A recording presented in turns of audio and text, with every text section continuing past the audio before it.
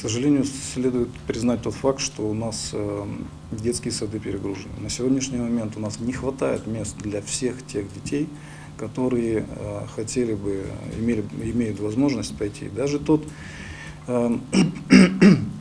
низкий уровень, который мы выставили по поводу низкий ценз 2,5 года, чтобы обеспечить трудоспособность родителей, да, даже этот контингент детей мы не можем обеспечить. Дело в том, что просто катастрофически есть определенные ограничения по местам. Да, есть нормы, которые предусмотрены законодательством.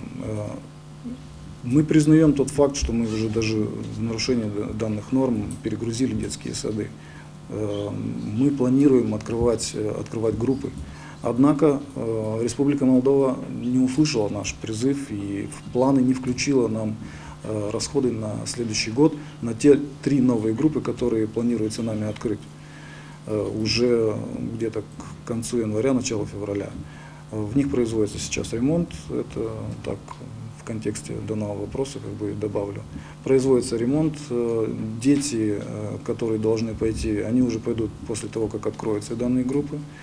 К сожалению, были некоторые задержки, связанные были непредвиденные ситуации, поэтому немножко срок отдалился, но мы планируем закончить ремонт где-то конец января, начало февраля.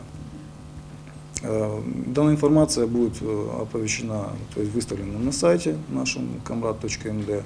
С данной информацией можно будет ознакомиться именно там.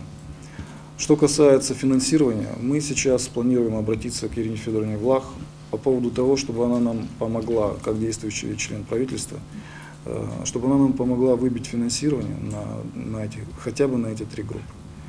Если у нас пойдет финансирование, конечно, многим мамам будет легко вздохнуть и будет возможность пойти на работу, так как дети, маленькие дети, которые могли бы ходить в садик, они сдерживают их в том, чтобы приносить пользу нашему городу.